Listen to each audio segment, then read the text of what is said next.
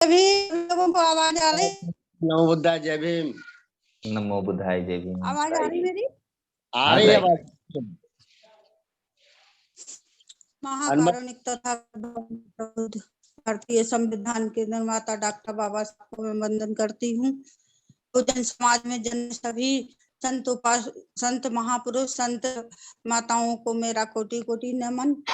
राष्ट्रीय बौद्ध महासभा के संस्थापक आयुष्मान भारती जी, आयुष्मान बादल साहब, आयुष्मान हमारे मुकेश बौद्ध जी, आयुष्मान आचार्य जी और आज का संचालन कर रहे आयुष्मान कदम साहब और वाचन करता आयुष्मान हमारे आजाद बौद्ध सम्यक जीवी जी और कोने कोने से जुड़े हुए सभी उपासक उपासिकाएं और बच्चों को मेरा कोटि कोटि वंदन नमन। जय भीम, नमो बुद्धाय। जैसा कि हर बुधवार को बुद्ध और उनके धर्म का वाचन किया जाता है, तो आज वाचन करता है हमारे आजाद जी। उन्हें मैं अनुमति देती हूँ कि वो आज की बुद्ध और उनका धर्म का वाचन शुरू करें। नमो बुद्धाय, जय भीम। तो मैं जो है माननीय ताई जी क्या जो है अनुमति प्राप्त हो गई है। इसी कार्यक्रम को आगे बढ़ाने के लिए मैं माननीय आजाद बौद्ध साहब से अनुरोध करता हूँ कि धम्म वाचन प्रारंभ किया जाए। माननीय आजाद बौद्ध जी।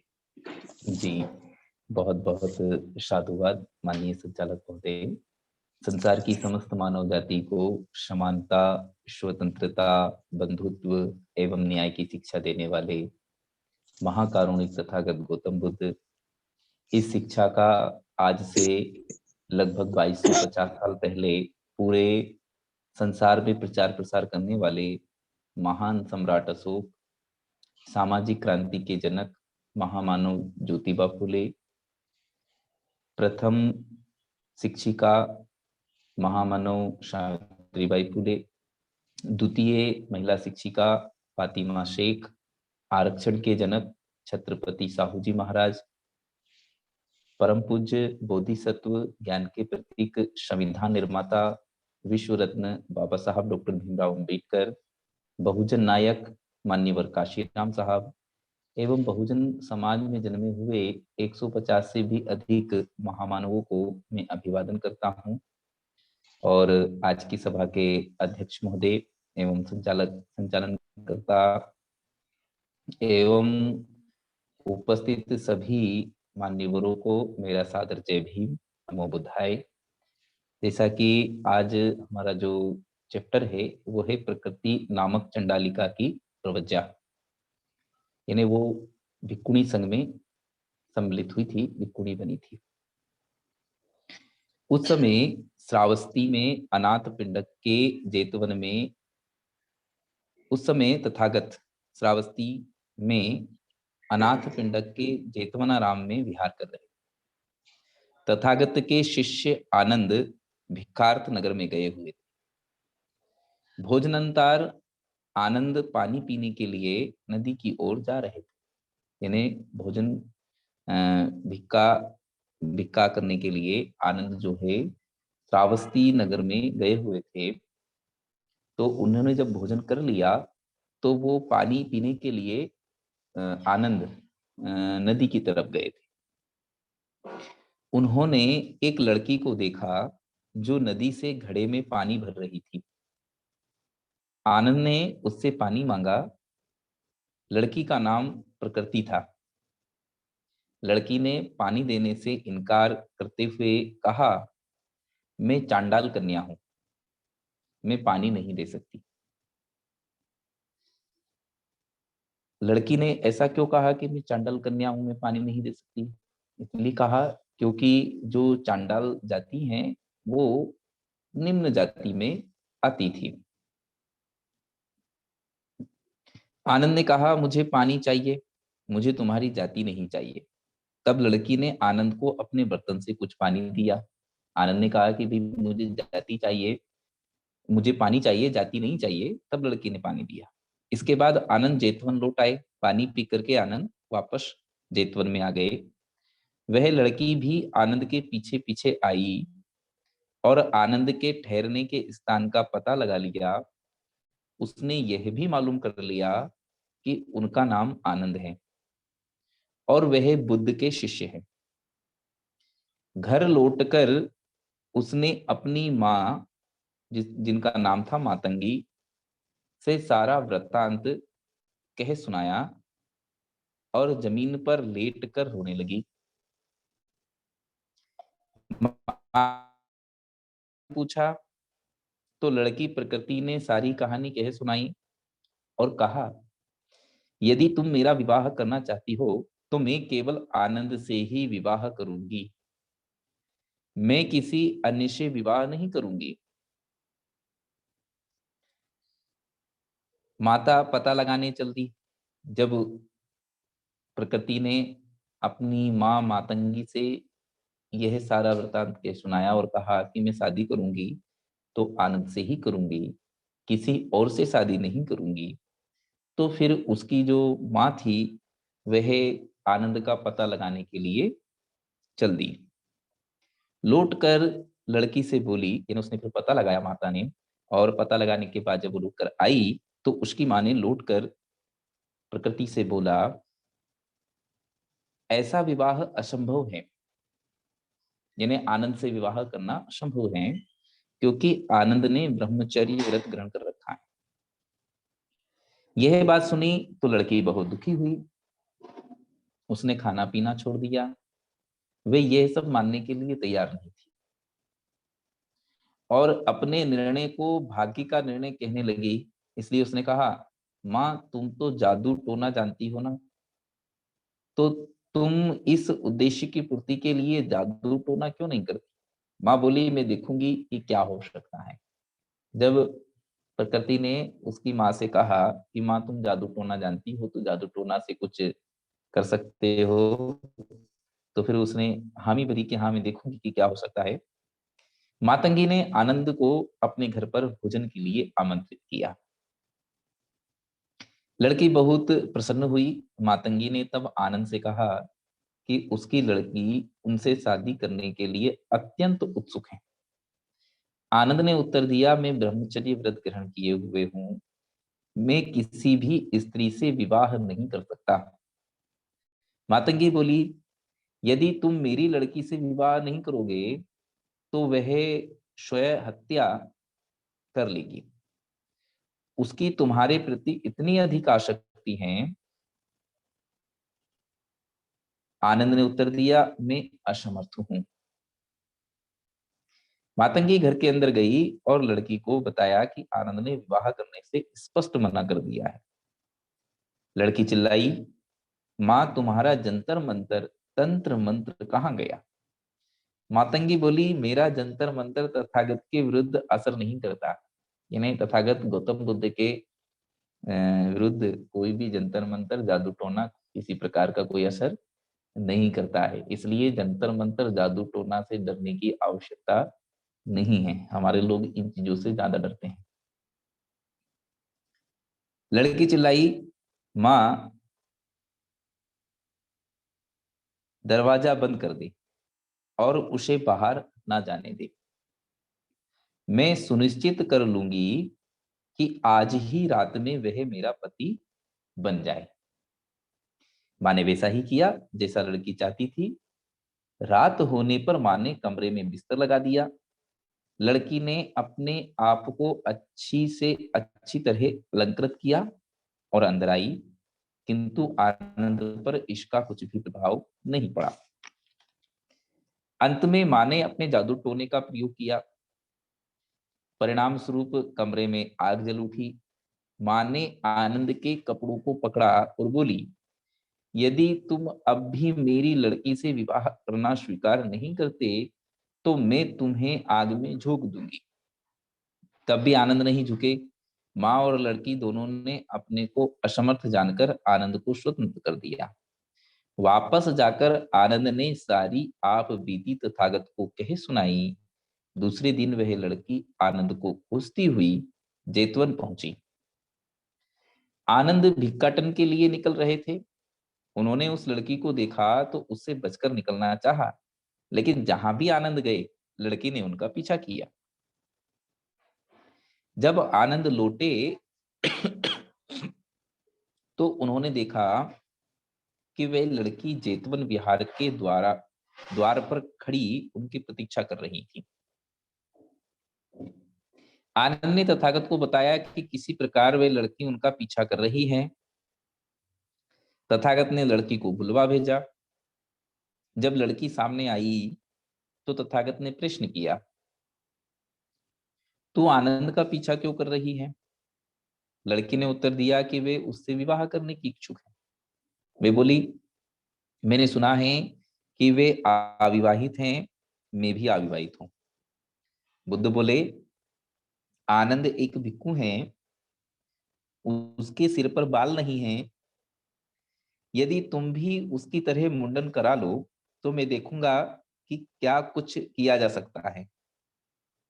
लड़की बोली, मैं इसके लिए तैयार हूं। बुद्ध ने कहा, मुंडन कराने से पूर्व तुम्हें अपनी माँ से अनुमति लेनी होगी। लड़की अपनी माँ के पास आई और बोली, माँ, जो तुम नहीं कर सकी वह मैंने कर लिया। बुद्ध ने आश्वासन दिया है कि यदि मैं मुंडन करा लूं तो वे आनंद से मेरा विवाह करा देंगे। माँ क्रुद्ध होकर बोली, तुम्हें ऐसा बिल्कुल नहीं करना चाहिए। तुम मेरी लड़की हो और तुम्हें बाल रखने चाहिए। तुम आनंद जैसे श्रमण से विवाह करने के लिए क्यों इतनी इच्छुक हो? मैं किसी अच्छे आदमी से तुम्हारा विवाह करवा दूं। उसने उत्तर दिया, या तो मैं आनंद से विवाह करूंगी या फिर मर जाऊंगी। मेरे लिए और कोई तीसरा रास्ता नहीं है। माँ बोली, तुम मेरा अपमान क्यों कर रही हो? लड़की बोली, यदि मैं तुम्हें प्रिय हूं तो जैसा मैं चाहती हूं मुझे वैसा ही करने दो। माँ ने अपना विरोध वापस ले लिया और लड़की ने मुंडन करा लिया। यहाँ पर तथागत ने लड़की को मुंडन कराने के लिए कहा, जबकि तथागत गौतम बुद्ध यह भी कह सकते थे कि नहीं, वो शादी नहीं करेगा। तो यदि तथागत गौतम बुद्ध यहाँ पर ये बात कहते कि वो शादी नहीं करने का इच्छुक है तो लड़की तथागत गौतम बुद्ध से बहस करती। तो बहस में ना उलझते हुए तथागत गौतम बुद्ध ने एक अलग रास्ता यहाँ पर निकाला कि मुंडन यदि करा लेगी तो क्या कुछ हो सकता है। माँ ने अपना विरोध वापस ले लिया और लड़की ने मुंडन करा लिया। तब लड़की तथागत के सामने उपस्थित हुई और बोली, आपके आदेश के अनुसार मैंने अपना मुंडन करा लिया है। तब तथागत ने कहा, आखिर तू क्या चाहती है? आनंद के शरीर का कौन सा हिस्सा है जिससे तुझे प्रेम है?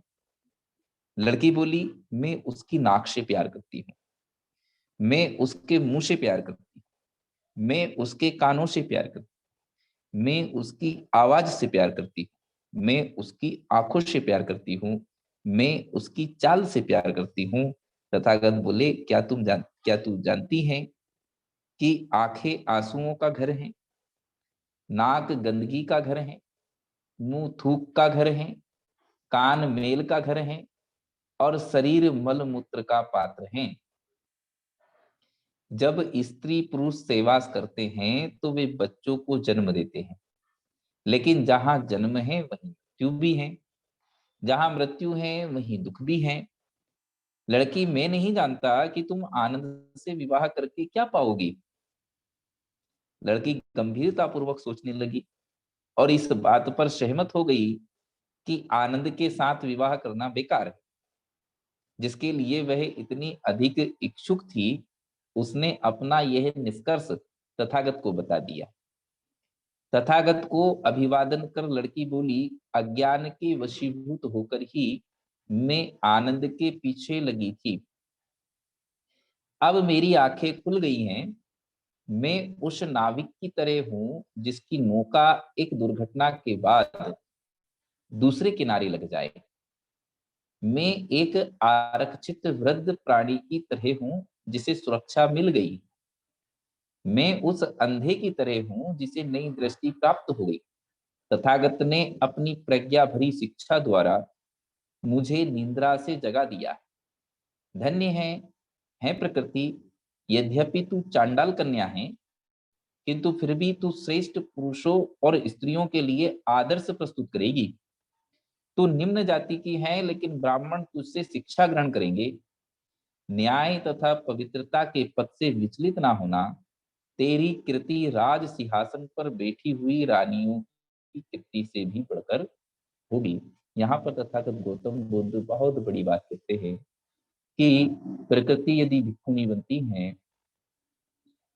तो उसका सम्मान राज सिंहासन पर बैठी हुई रानी से भी बड़ा होगा। यानी भिक्षुओं का सम्मान, भिक्षुणियों का सम्मान राज सिंहासन पर बैठे हुए लोगों से भी बड़ा होता है। उनका हमें राज सिंहासन पर बैठे हुए लोगों से भी बड़ा सम्मान करना चाहिए। जब हम उनका राज सिंहासन से पर बैठे हुए लोगों से भी बड़ा सम्मान करेंगे तो वो भी उस वैसा ही फिर आचरण भी करेंगे और काम भी करेंगे। विवाह में असफल हो जाने पर उसके सामने भिक्षुणी संघ में प्रविष्ट होने के अतिरिक्त दूसरा मार्ग ना था। उसने इच्छा प्रकट की तो वे भिक्षुणी संघ में प्रविष्ट कर ली गई, यद्यपि वह निम्नतर जाति की थी। तो इस चैप्टर से हमें एक बात यह सीखने को मिली कि हमें बहस में नहीं उलझना चाहिए, हमें उसका सरल मार्ग निकालना चाहिए। जैसे तथागत गौतम बुद्ध ने प्रकृति से बहस नहीं की, उन्होंने उसका सरल मार्ग निकाला, मध्यम मार्ग निकाला कि आप मुंडन करा लोगे तो कुछ हो सकता है, और मुंडन कराने के बाद फिर तथागत गौतम बुद्ध ने उसको सही तरीके से समझा दिया तो उसको समझ में आ गई और वो फिर भिक्षुणी बन गई। दूसरी बात हमें यहाँ इस चैप्टर से ये सीखने को मिलती है कि यदि न्याय तथा पवित्रता के पद से कोई भी भिक्षु, कोई भी व्यक्ति विचलित नहीं होता है तो उसका सम्मान जो होता है वो अपने आप बढ़ता है, और उसका सम्मान जो होता है वो राज सिंहासन पर बैठे हुए राजाओं, रानियों, यानी का यदि हम आज के जमाने की बात करें तो मंत्री, प्रधानमंत्री, मुख्यमंत्री, राष्ट्रपति से भी बड़ा सम्मान उनका होता है। आज दूसरा चैप्टर हम पढ़ते हैं, पतितों व अपराधियों की धम्म दीक्षा। जब खूंखार अपराधी भी धम्म की राह में चल पड़े, एक घुमक्कड़ कर्मकांडी की धम्म दीक्षा। बहुत पुरानी बात है। उस समय राजगृह में एक अत्यंत असंयत आदमी रहता था, जो ना तो अपने माता पिता का ही आदर करता था और ना ही दूसरे बड़े बूढ़ों का। जब भी उससे कोई पाप कर्म हो जाता तो वह सूर्य, चंद्रमा तथा अग्नि देवता की भी पूजा किया करता था, ताकि उसे पुण्य लाभ हो और वे अपने में मस्त रहे। 3 वर्ष तक लगातार पूजा में इतना शारीरिक कष्ट उठाने पर भी उसे किसी प्रकार की शांति नहीं मिली। अंत में उसने श्रावस्ती पहुंचकर तथागत से जानकारी प्राप्त करने का निश्चय किया। वह वहां पहुंचा और तथागत के तेजपूर्ण व्यक्तित्व के दर्शन किए तो वह उनके चरणों पर गिर पड़ा और अपनी असीम प्रसन्नता प्रकट की। जब तथागत ने उसे बताया कि पशुओं की बलि देना मूर्खता है, क्योंकि वो पशुओं की बलि देता था, और ऐसे बाह्य कर्म कांडों में लगे रहना व्यर्थ है। सूर्य की पूजा करना, चंद्रमा की पूजा करना, अग्नि देवता की पूजा करना, ये सब बाह्य कर्मकांड हैं, तो ये सब व्यर्थ हैं, जिनका मन पर कोई प्रभाव नहीं पड़ता। ये सब पूजा करने से मन पे किसी प्रकार का प्रभाव नहीं पड़ता है। जिनमें सात के आदरणीयों का आदर नहीं होता और उनके प्रति कर्तव्यपूर्ण व्यवहार का ज्ञान भी नहीं होता है, अंत में उन्होंने कुछ गाथाएं कही। उस समय उनके तेज से दीप्यमान होकर वे सारा स्थान और आसपास का नगर प्रकाशित हो गए। तब उस गांव के रहने वाले ग्रामीण, विशेष रूप से बच्चों के माता पिता, तथागत की पूजा करने के लिए उनके पास आए। बच्चों ने माता पिता को देखकर और उनके बच्चों के बारे में सुनकर तथागत मुस्कुराए और ये गाथाएं कही। श्रेष्ठ आदमी तृष्णा से सर्वथा मुक्त होता है। वह स्वयं ज्ञान संपन्न होकर प्रकाश युक्त स्थान पर रहता है। यदि संयोगवश उसे दुख प्राप्त हो जाए, विपदा में पड़ जाए, तो भी वह घबराता नहीं है, विचलित नहीं होता है। वह बिना व्याकुलता के प्रसन्न रहता है और उस समय वह अपनी बुद्धि का ही परिचय देता है। यानी जो श्रेष्ठ आदमी होता है वो दुख होने पर वो दुखी नहीं होता है, विपदा में पड़ जाने पर वे घबराता नहीं है, विचलित नहीं होता है, वे बिना व्याकुलता के प्रसन्न रहता है और उस समय वे अपनी बुद्धि का ही परिचय देता है, वो बुद्धि से काम करता है। भद्र पुरुष सांसारिक बातों से सरोकार नहीं रखता। वह ना धन ना संतान की और ना जमीन जायदाद की इच्छा करता है। वह सावधान रहकर शीलों का पालन करता है। वह सर्वोच्च प्रज्ञा के पथ पर चलता है और विचित्र सिद्धांतों, धन अथवा सम्मान का अनुसरण नहीं करता। श्रेष्ठ व्यक्ति अनित्यता के रूप को भली प्रकार समझकर और ये जानकर कि यह संसार बालू में लगे वृक्ष के समान है, अपने असंतुलित व अस्थिर चित्त वाले मित्र में परिवर्तन लाकर उसे अपवित्र आचरण से वापस ला पवित्र आचरण में स्थापित करने का पूरा प्रयास करता है। इस प्रकार तथागत गौतम बुद्ध ने एक घुमक्कड़ कांडी की धम्म दीक्षा करवाई। डाकू अंगुलीमाल की प्रवज्जा, वह हिंसा का मार्ग छोड़ भिक्षु बन गया था। कौशल राज प्रसेनजीत के राज्य में अंगुलीमाल नाम का एक डाकू रहता था। वे कठोर स्वभाव का था, जिसके हाथ सदा रक्त से रंगे रहते थे, जिसका काम ही था आदमियों को सदा घायल करना और उनकी हत्या करना। उसके मन में किसी भी प्राणी के लिए कोई दया नहीं थी।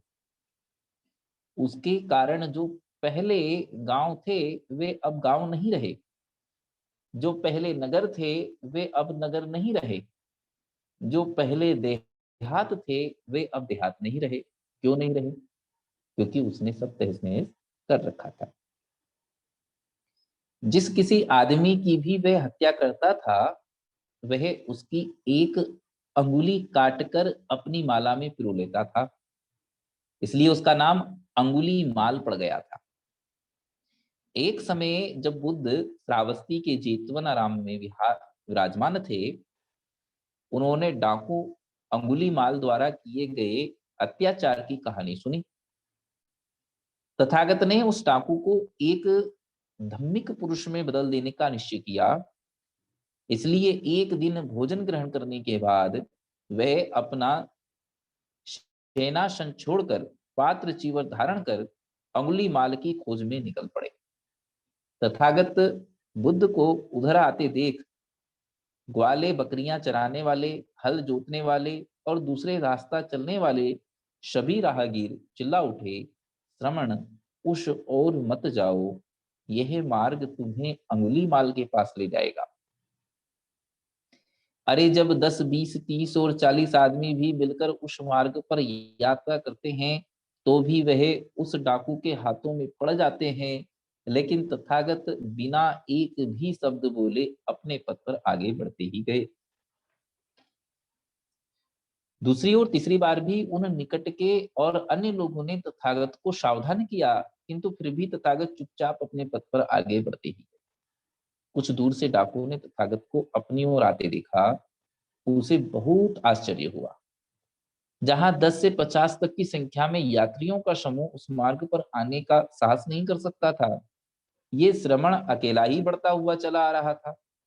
डाकू ने श्रमण की हत्या करने का विचार किया। उसने अपनी ढाल तलवार ली। डाकू ने श्रमण की हत्या करने का विचार किया।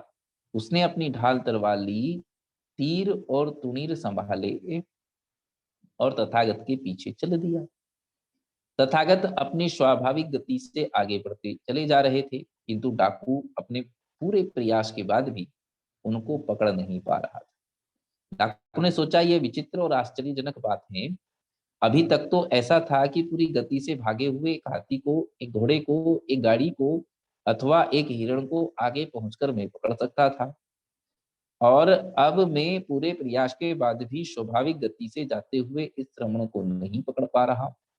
तो वह रुक गया और उसने चिल्लाकर तथागत को चेतावनी भरी आवाज में रुकने के लिए कहा, रुको। जब दोनों मिले तो तथागत ने कहा, अंगुलीमाल, मैं तो तेरे लिए रुक गया हूँ, क्या तू भी अब पाप कर्म करने से रुक जाएगा? मैं इसलिए यहाँ तक आया हूँ ताकि तू भी सतपथ का अनुगामी बन जाए। तेरे अंदर अच्छाई अभी मरी नहीं है। यदि तू इसे केवल एक अवसर देगा तो यह तेरा स्वरूप ही बदल डालेगा। अंगुलीमाल तथागत के वचनामृत के वशीभूत हो गया और बोला, आखिर इस मुनि ने मुझे जीत ही लिया, और अब जब आपकी पवित्र वाणी मुझे हमेशा के लिए पाप व्रत होने को कह रही है तो मैं इस दिशा में परीक्षण करने के लिए तैयार हूँ। अंगुलीमाल ने अपने गले में पड़ी हुई अंगुलियों की माला उतारकर एक गहरे गड्ढे में फेंक दिया और तथागत के चरणों पर गिरकर भिक्षु संघ में प्रविष्ट होने की याचना की। देवताओं और मनुष्यों के शास्ता तथागत बोले, भिक्षु आ, मेरा अनुसरण कर, और अंगुलीमाल उसी समय भिक्षु बन गया। यानी देवताओं और मनुष्यों के शास्ता, यानी तथागत गौतम बुद्ध देवता के भी शास्ता थे और मनुष्य के भी शास्ता थे। देवताओं के भी शिक्षक थे, मनुष्य के भी शिक्षक थे। देवताओं को भी पढ़ाते थे, मनुष्य को भी पढ़ाते थे। भिक्षु अंगुलीमाल को अपना अनुचर बनाकर तथागत श्रावस्ती के जेतवनाराम की ओर चल पड़े। ठीक उसी समय राजा प्रसेनजीत के महल के आंगन में एक विशाल भीड़ चिल्ला चिल्लाकर राजा से कह रही थी, तुमने जिस राज्य को जीता उसी राज्य में जो अंगुलीमाल डाकू हैं वह बहुत अत्याचार कर रहा है, निर्दोष लोगों को जान से मार रहा है, आए दिन लोगों को घायल कर रहा है, घायल कर उन मारे गए लोगों की अंगुलियों को काटकर उनकी माला बनाकर गले में पहनकर अपनी शान समझता है। महाराज, उसका दमन करे। पर सेनजीत ने उसका मूलोच्छेद कर डालने का आश्वासन दिया, लेकिन वे कुछ भी कर सकने में असमर्थ रहा। एक दिन प्रातःकाल राजा प्रसेनजीत तथागत के दर्शनार्थ जेतवन गए। तथागत ने पूछा, राजन, क्या बात है? क्या मगधराज सेनीय बिंबिसार के साथ कुछ विवाद है, अथवा वैशाली के लिच्छवियों के साथ, अथवा किसी अन्य आक्रामक विरोधी शक्ति के साथ कोई समस्या है? इस प्रकार की कोई समस्या नहीं है, किंतु मेरे राज्य में अंगुलीमाल नाम का एक डाकू रहता है जो मेरे राज्य क्षेत्रों में उपद्रव मचा रहा है और मेरी प्रजा को परेशान कर रहा है। मैं उसका दमन करना चाहता हूं, किंतु मैं ऐसा करने में असमर्थ ही रहा हूं। राजन, यदि आप अब देखें कि अंगुलीमाल के दाढ़ी मूछ मुड़े हैं, उसने काशाई वस्त्र धारण कर रखे हैं, वह एक भिक्षु है, वह ना तो किसी को मारता है, ना चोरी करता है, ना झूठ बोलता है, एकाहारी है और सद्गुणों का जीवन व्यतीत करता है, तो आप उससे कैसा व्यवहार करेंगे? बुद्ध, या तो मैं उसे अभिवादन करूंगा, या उसके आगमन पर खड़ा हो जाऊंगा, या उसे बैठने का निमंत्रण दूंगा, या उसे चीवर तथा भिक्षु के लिए आवश्यक अन्य वस्तुएं स्वीकार करने के लिए प्रार्थना करूंगा, जिसका कि वह अधिकारी हैं। लेकिन इतने दुष्ट और इतने पतित पर ऐसे सद्गुण की छाया कैसे पड़ सकती है? ऐसा व्यक्ति शीलवान हो ही कैसे सकता है? उस समय वह आदर युक्त भिक्षु अंगुलीमाल बुद्ध के अति निकट बैठे थे। बुद्ध ने अपना दाहिना हाथ बढ़ाया और उसकी ओर संकेत करके कहा, राजन, यही है अंगुलीमाल। ऐसे में राजा चौंक कर गूंगे जैसा हो गया, उसके रोंगटे खड़े हो गए। ये देख तथागत ने कहा, राजन, भय मत खाओ, भयभीत ना हो, यहाँ भय का कोई कारण नहीं है। राजा का भय और घबराहट दूर हुई तो वह अंगुलीमाल के पास गया और बोला, उजीवर, क्या आप सचमुच अंगुलीमाल हैं? हाँ राजन। आपके पिता और माता का क्या गोत्र था? राजन, मेरा पिता गार्गी था और मेरी माता मैत्रायणी। गार्गी और मित्रायणी। गार्ग, मित्रायणी पुत्र प्रसन्न हो, मैं अब से आपकी सब आवश्यकताएं पूरी करूंगा।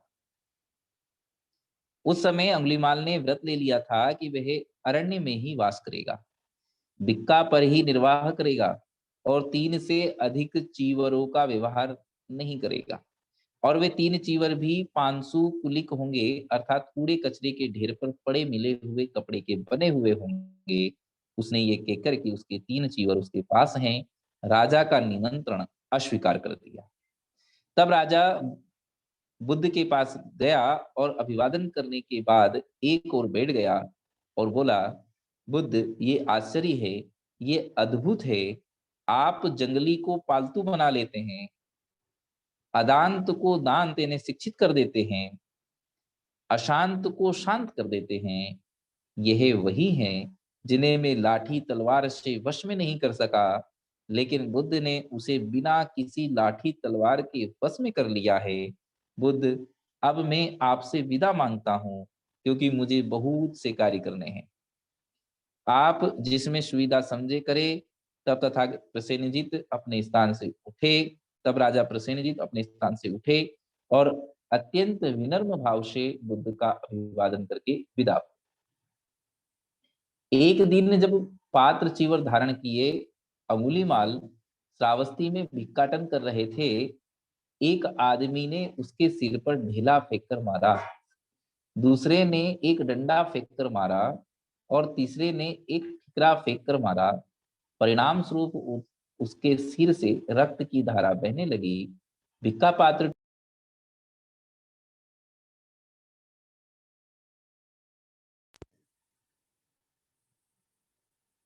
वस्त्र फट गए। ऐसी ही अवस्था में अंगुलीमाल बुद्ध के पास पहुंचे। वह समीप आए तो बुद्ध ने कहा, अंगुलीमाल, ये सब सहन कर। अंगुलीमाल, यह सब सहन कर। इस प्रकार बुद्ध की शिक्षाओं को धारण करने से अंगुलीमाल डाकू एक धम्मचारी बन गए। मुक्ति सुख का आनंद लेते हुए उन्होंने कहा, जो पहले प्रमादी रहकर बाद में अप्रमादी हो जाता है, कुशल कर्मों से अपने भूतकाल को ढक लेता है, जो तरुण अवस्था में बुद्ध शासन में आ जाता है, वह बादलों से मुक्त चंद्रमा की तरह संसार को लोक प्रकाशित करता है। यहाँ पर तथागत गौतम बुद्ध बहुत बड़ी बात कहते हैं और एक प्रकार से युवाओं को आह्वान भी करते हैं कि जो तरुण तरुण यानी युवा अवस्था में बुद्ध शासन में आ जाता है, यानी बुद्ध के धर्म को स्वीकार कर लेता है, भिक्खु बन जाता है, धर्म का प्रचार प्रसार करता है, तो बुद्ध शासन में आ जाता है, वही बादलों से मुक्त चंद्रमा की तरह संसार को लोक प्रकाशित करता है, यानी वे चंद्रमा के समान चमकता है। ये बहुत बड़ा तथागत गौतम बुद्ध का युवाओं के लिए आह्वान है। अंगुलीमाल के रूप में मैं डाकू के तौर पर रहता था। मेरे शत्रु भी शिक्षा को सुने, इस मत को माने और प्रज्ञा के पथ को धारण करे। बुद्ध ने कहा, अपने शत्रु को भी उन्होंने कहा कि मेरे शत्रु भी इस शिक्षा को सुने, इस मत को माने और प्रज्ञा के पथ को धारण करे। मेरे शत्रु भी समय रहते मैत्री, विनम्रता और क्षमाशीलता की शिक्षा ग्रहण करे, वे उसी के अनुसार आचरण करे। यानी तथागत गौतम बुद्ध ने अपने जो जो उनके विरोधी थे, उन विरोधियों से, उनके शत्रुओं से भी उन्होंने ये कहा कि उनको भी धर्म के मार्ग पर चलना चाहिए। अंगुलीमाल के रूप में मैं डाकू के तौर पर रहता था, पतनोन्मुख था, मेरी अधोगति थी, मैं धारा में नीचे की ओर बहा जा रहा था। तथागत ने मुझे भूमि पर लाकर खड़ा कर दिया। अंगुलीमाल के रूप में मैं खून रंगे हाथों वाला था, अब मैं संपूर्ण रूप से मुक्त हूं। दूसरे अपराधियों की धम्म दीक्षा। राजगृह के दक्षिण में एक बड़ा पर्वत था, जो नगर से कोई 75 मील दूर था। इस पर्वत में से होकर एक दर्रा जाता था, जो बहुत तंग और सुनसान था। दक्षिण भारत की ओर का रास्ता इसी दर्रे में से होकर गुजरता था। इस तंग दर्रे में 500 डाकुओं ने अपना डेरा डाला हुआ था। वे इस दर्रे में से गुजरने वाले यात्रियों को लूट कर हत्या कर देते थे। राजा ने उनको पकड़ने के लिए सेनाएं भेजी, लेकिन हर बार वे बच निकलते थे। बुद्ध इस स्थान से कुछ ही दूर ठहरे हुए थे। उन्होंने उन लोगों की स्थिति पर विचार किया। उन्होंने सोचा, ये लोग अपने दुराचरण को भी नहीं जानते हैं। यद्यपि उन्हीं जैसे लोगों को शिक्षित करने के लिए मैंने इस संसार में जन्म लिया है, तब भी ना तो इन लोगों ने मुझे देखा है और ना ही मेरे धम्म के बारे में सुना है। तथागत ने उनके पास जाने का निश्चय किया। बुद्ध एक घोड़े पर सवार होकर उस ओर चल दिए। बुद्ध तंग दर्रे में प्रवेश करने पर घोड़ा जोर से हिनहिनाया। उसकी आवाज सुनकर 500 डाकू तैयार हो गए और उस घुड़सवार का पीछा करते हुए आपस में बोले, हमें लूटने के लिए इतना माल एक साथ कभी नहीं मिला। आओ आगे बढ़कर इसे पकड़ लें। घुड़सवार को घेरने के लिए वे आगे बढ़े ताकि वे बचकर भाग ना जाए, लेकिन तथागत को देखकर वे जमीन पर गिर पड़े। भूमि पर गिरकर वे चिल्लाते हुए बोले, ये कैसा है, ये कैसा है। तब उस घुड़सवार ने उन्हें समझाया कि दुख से उत्पन्न होने वाली पीड़ा जिनके वशीभूत ये संसार हैं, उसकी तुलना में वे जो ऐसी चोट और पीड़ा दूसरों को देते हैं और स्वयं दुख उठाते हैं, वे तुच्छ हैं। और इसी प्रकार अश्रद्धा और संदेह जो उन्हें बांधे हुए हैं, यदि वे उससे मुक्त होना चाहते हैं तो धम्म देशना सुनने में उन्हें एकाग्रचित होना होगा, क्योंकि वही ऐसे घावों को भर सकता है। तथागत ने आगे कहा, मानसिक दुख के समान कोई दुखदाई घाव नहीं है, मूर्खता के समान कोई चुभने वाला तीर नहीं है, कोई इसका इलाज नहीं कर सकता। बस केवल धम्म शिक्षा की ओर ध्यान लगाना ही इसका उपचार है। इसी से अंधों को आंख मिली है और अज्ञानियों को ज्ञान मिलता है। लोगों का मार्गदर्शन इसी से होता है, जैसे अंधों को आंख मिल गई हो। इससे अश्रद्धा का नाश होता है, दुख दूर होता है, प्रसन्नता प्राप्त होती है और यह उत्कृष्ट विमल प्रज्ञा उसी को प्राप्त होती है जो ध्यान से धर्मोपदेश सुनता है। जिसने सबसे अधिक पुण्य प्राप्त किया है वही इस पद का अधिकारी है। यह सुनकर डाकुओं ने अपने दुराचरण पूर्ण जीवन पर पश्चाताप किया। उनके शरीर में जो तीर लगे थे वे अपने आप निकल आए और उनके घाव भर गए। तब वे उपासक बन गए और उन्हें शांति और विश्राम प्राप्त हो गया। तो आज के लिए इतना ही। अगले बुधवार को हम बुद्ध ने धम्म दीक्षा का जोखिम भी उठाया, इस चैप्टर से पढ़ेंगे। आप सब लोगों ने शांति से सुना। बहुत बहुत साधुवाद माननीय जी, आपका बहुत बहुत साधुवाद, बहुत बहुत मंगल कामनाएं। जय भीम, नमो बुद्धाय। बहुत बहुत साधुवाद माननीय आजाद बोस साहब, आपने जो है बहुत अच्छे धम्मोपाचन किया। इसी कार्यक्रम को आगे बढ़ाते हुए मैं माननीय आज की अध्यक्ष माननीय उपासिका रजनी ताई जी जो मध्य प्रदेश भोपाल से, मैं उनसे अनुरोध करता हूं कि अपना अध्यक्षीय उद्बोधन प्रस्तुत करें। माननीय रजनी ताई जी।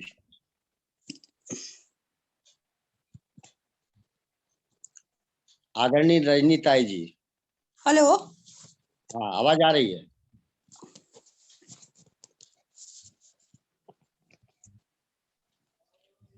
रजनी ताई जी अपनी बात रखें। हाँ हाँ, मैं रखती। नमो बुद्धाय सब लोगों को एक बार फिर सभी संत महापुरुषों को नमन करते हुए सभी उपासक उपासिकाओं को मेरा जय भीम, नमो बुद्धाय। जैसा कि आज का जो वाचन हुआ, बुद्ध और उनका धम्म का जो वाचन हुआ, उसमें बहुत अच्छी बातें आई हैं।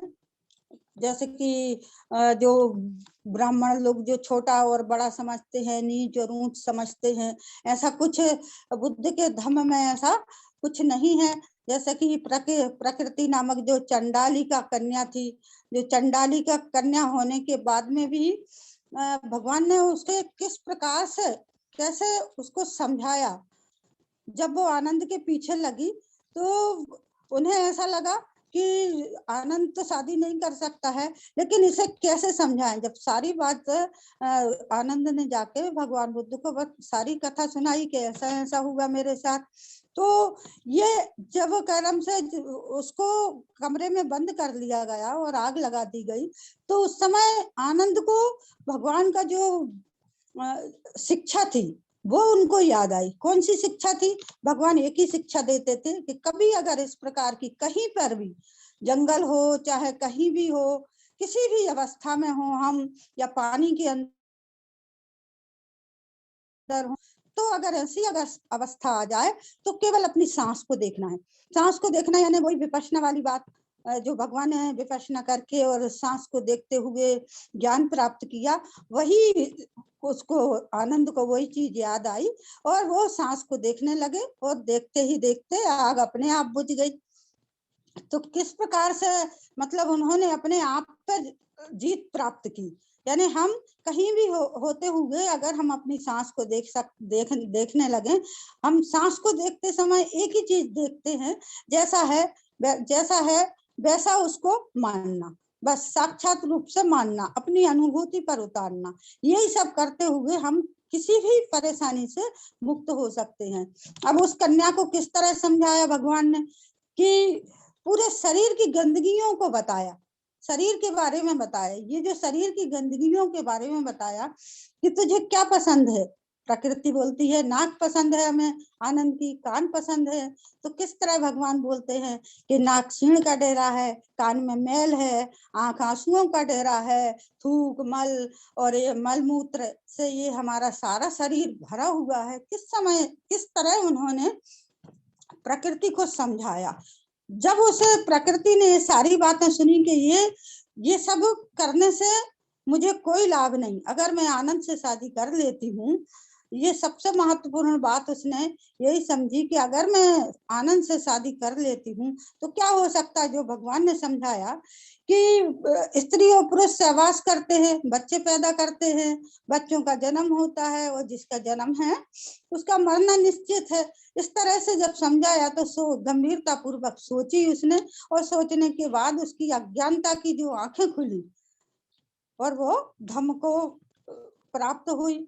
तो किस तरह भगवान ने उसे समझाया। इसी तरह एक आवारा की धम्म दीक्षा के बारे में भी बताया, डाकू अंगुलीमाल की धम्म दीक्षा के बारे में बताया। धम्म अंगुलीमाल जैसा, शुरू से जैसे डाकू अंगुलीमाल कहते हैं, आज वो अरहत अंगुलीमाल के नाम से जाना जाता है। अंगुलीमाल भी शुरू से ही ऐसा नहीं करता था, शुरू से ही ऐसा डाकू नहीं था।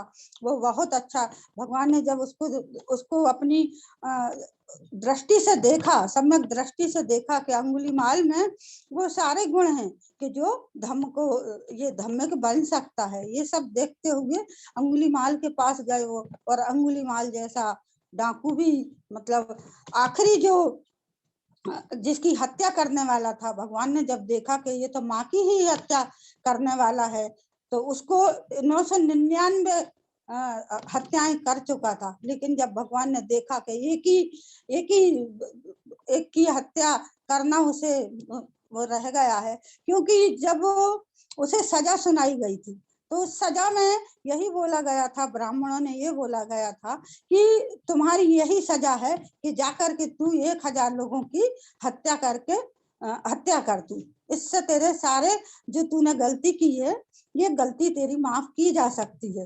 तो 1000 के करीब जब ये आखिरी वो आई तो उसकी माँ की ही हत्या करने वाले थे। भगवान ने जब अपनी दृष्टि से देखा तभी उसी समय वो वहां गए और डाकू अंगुलीमाल से जो कहा कि रुक जा, ये हत्या करने से रुक जा, अपने पाप कर्म करने से रुक जा। उस समय जब माँ की हत्या करना ही वाला था, उस समय धरती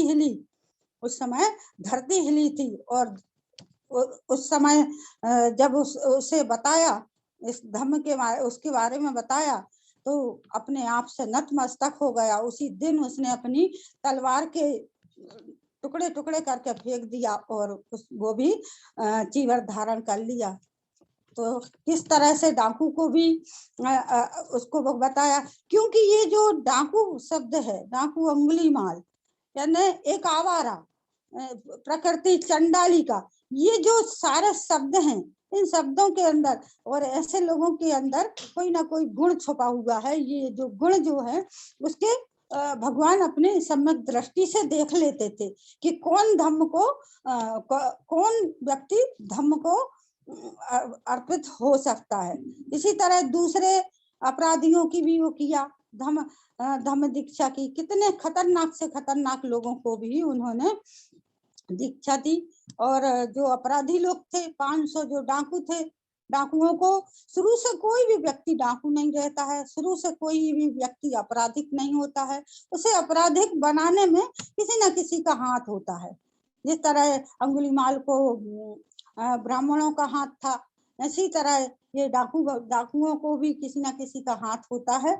तो इस तरह से लोग बचपन से ही ये आपराधिक नहीं होते हैं, उनके अंदर कोई ना कोई गुण छुपा होता है। उस गुण को पहचानना, उस अपने अंदर के दीपक को जलाना ही सबसे बड़ा धम्म कहलाता है।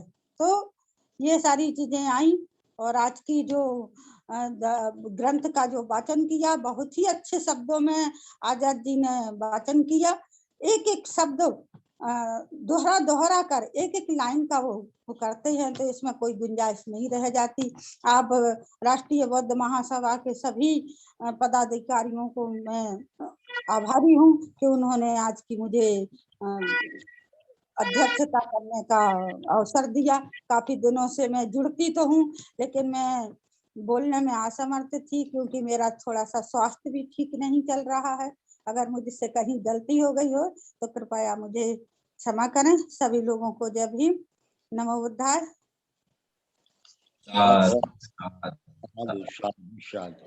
बहुत बहुत साधुवाद ताई जी, आपने सभी बिंदुओं पर बड़े अच्छे से प्रकाश डाला और बड़े अच्छे से आपने दोहराया, समझाया और सभी लोगों की समझ में आया होगा। इसी कार्यक्रम को समय को देखते हुए मैं आभार व्यक्त करने के लिए माननीय यदि हमारे बीच में कार्यवाहक अध्यक्ष जी यदि उपस्थित हो तो मैं उनसे अनुरोध करूंगा कि अपना आभार समापन के साथ अपने बात रखें। माननीय बादल सिंह बौद्ध साहब हमारे बीच क्या जुड़े हुए हैं क्या कार्यवाहक अध्यक्ष जी? 5 मिनट का समय के बौद्ध साहब को दे दो मेरी तरफ से। जी जी 5 मिनट का समय शेष है, तो के बौद्ध साहब को दे दीजिए मेरी तरफ से। जी जी जी जी जी। तो आदरणीय के बौद्ध साहब से अनुरोध करूंगा कि वो आए और अपनी बात रखेंगे। माननीय के बौद्ध साहब।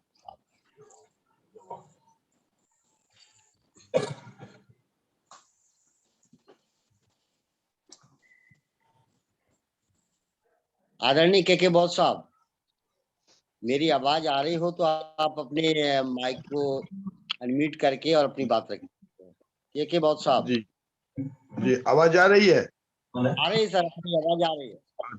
ठीक ठीक, नेटवर्क डिस्टर्ब है थोड़ा। हाँ ठीक है। महाकारुणिक तथागत बुद्ध एवं बोधिसत्व डॉक्टर भीमराव अंबेडकर एवं सभी महापुरुषों को नमन। परम आदरणीय राष्ट्रीय अध्यक्ष एवं संस्थापक राष्ट्रीय बौद्ध महासभा एवं कार्यकारी अध्यक्ष माननीय बादल बौद्ध जी एवं सभी उपस्थित भाइयों बहनों को नमो बुद्धाय, जय भीम।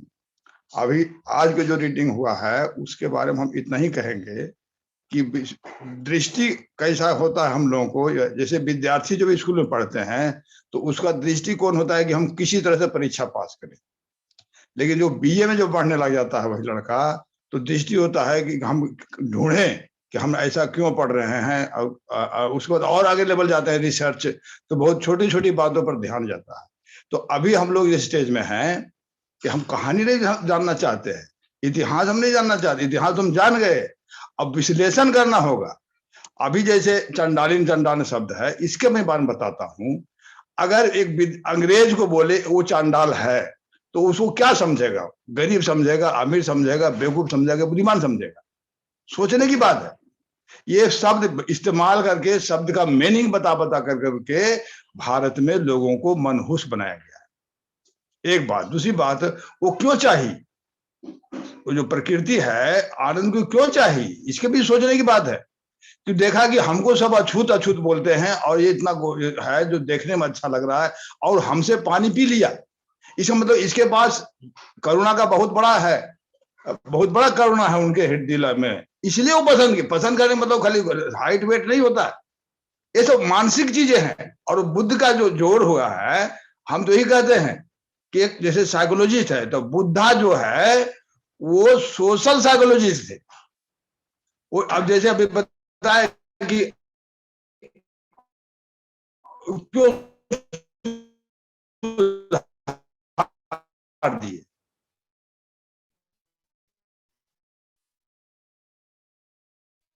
तो हम लोग जानते हैं फॉर्मूला, हम लोग जानते हैं कि भाई वैर से कभी वैर उसको वैर से ही सोचा, चुपचाप रह गए तो भले से गुस्सा भी नहीं आ रहा है, हम इतना बोल रहे हैं, मतलब सोचने की बात है।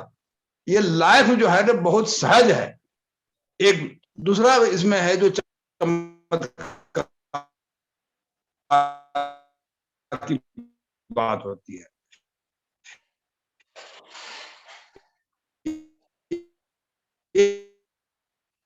एक ध्यान दें, जैसे अभी रजनी बुद्धा में अगर ख्याल रखिएगा, अब एक भी होता है तो क्रिश्चियन पूरा बाइबल पढ़ ले, बुद्धिस्ट पूरा त्रिपिटक पढ़ ले, तो क्या बिना दर्द का बच्चा हो जाएगा? बिल्कुल स्वाभाविक है। और दुनिया में जितने भी पुरानी पैदाले रहे एक ही रास्ता है, लेकिन इसी में चमत्कार घुसाएगा कि कान से डिलीवरी हो गया, ये चमत्कार हो गया। तो जहां चमत्कार आएगा वहां बुद्धिज्म ध्वस्त। हम लोग क्या है उसी को साफ करना है। अब प्रेम कर रहे थे कि प्रेम कहाँ पैदा होता है, एक धान गेहूं तो जमीन में होता है, सबको मालूम है, लेकिन ये भी मालूम है कि धान गेहूं का सीजन होता है। क्या हमने सोचा उसे जो हम करते हैं उसका क्या सीजन होता है? जैसे धान गेहूं खेत में होता है, लेकिन तो प्रेम का सीजन हम लोग जानते ही नहीं। बहुत स्पष्ट बता रहे हैं, बहुत महीन बारीक अनुसंधान है ये। प्रतीक्षा में ही प्रेम पैदा होता है और हम लोग किसी की प्रतीक्षा नहीं करते। परिवार में देखिएगा व्यवहार में कि पत्नी पति का प्रतीक्षा कर लेती है, 2 घंटा अगर नहीं बजाते हैं 2 घंटा नहीं खाएगी तो नहीं खाएगी। लेकिन पुरुष में हम लोग जो कल्चर बनाया गया है कि पुरुष, अब जैसे पत्नी चाय लेकर के आई आपको देती, वो अपना चाय किचन से लाती और पीती, कितना टाइम लगता? मुश्किल से 1 मिनट भी नहीं लगता। लेकिन हम 1 मिनट भी प्रतीक्षा नहीं करते। तो बहुत कड़वा उदाहरण दे रहे हैं, हर घर में हो रहा है और यहीं से बदलाव चाहिए। बुद्धिज्म मतलब बिहेवियर, एक साथ ध्यान रखेंगे, B for Buddha and B for behaviour. एक टोटल एक लाइन में अगर बुद्धिज्म को बताना है तो हमारा व्यवहार में परिवर्तन लाना है। जानकारी होने से क्या होगा? डॉक्टर गोल्ड मेडल ले ले डिग्री, लेकिन अभ्यास नहीं करेगा तो डॉक्टर साहब नहीं बोले। ऐसे हम लोग बुद्धिज्म जान ले। तीसरा, अभी कल एक सज्जन से बात हुई, वो बोले हम 10 बार पढ़ चुके हैं बुद्ध उनका धर्म। हम तो उसको उदाहरण दिए, भाई मुसलमान 80 साल का है, वो 10 साल से नमाज पढ़ रहा है, 70 साल पढ़ लिया है, नमाज का फुल स्टॉप कॉमा भी उसको मालूम है, लेकिन फिर भी 80 साल के उम्र में भी मस्जिद जाता है और भी टाइम से जाता है। क्या उसको जानकारी लेना है? नहीं, दिखना है, व्यवहार है। जहां 10 साल के बच्चों को प्रेरणा मिलेगा कि 80 साल के बुजुर्ग भी आ रहे, ये प्रेरणा लेना है। अब प्रेरणा से ही हम लोगों को व्यवहार में परिवर्तन, देखा देखी करो, हम लोग भी नहीं कर पाते हैं। इसीलिए हम संक्षेप में यही कहना चाहेंगे कि नॉलेज अलग चीज है, नॉलेज थ्योरेटिकल है और व्यवहार प्रैक्टिकल है। संस्कृति शब्द कृति से बना, कृत मतलब कार्य जो करते हैं। अभी हमने आज भी पोस्ट किया है कि जैसे जितना भी दुनिया में बुद्धिस्ट लोग हैं, जो थाईलैंड, बर्मा, कोरिया, श्रीलंका, ये सब जितने भी लोग आते हैं महाबोधि विहार महाविहार में, वो सफेद कपड़ा में ही आते हैं। इसलिए यथासंभव, हम नहीं कर रहे हैं, अभी नए नए हैं, बहुत बार नहीं होगा, लेकिन यथासंभव जिनके पास है सफेद ड्रेस, तो कम से कम बुधवार को, अभी एक हम बहुत 25-30 साल पुराने एक हम पहले की घटना बता रहे थे। एक महिला भिक्षुणी थी यहाँ बुद्धगया में, वो बता रही कि हम बुधवार की बात बोले तो बोले कि आप बुधवार करते हो, तो हमको एक बात आ जाती है जो 25-30 साल पहले की बात है। तो एक गांव में हम गए थे घर में, तो देखे कि महिला निकली सफेद ड्रेस में, पुरुष भी निकला सफेद ड्रेस में, बच्चे भी सफेद ड्रेस में। तो बोले ऐसी क्या बात है, आज सब सफेद सफेद पहन रहे हैं। तो बोला आज बुधवार है ना, ये मध्य प्रदेश महाराष्ट्र की बात है।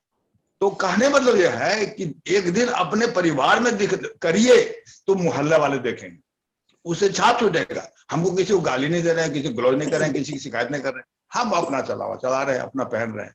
तो इसी तरह से हमें व्यवहार में परिवर्तन लाना बहुत जरूरी है।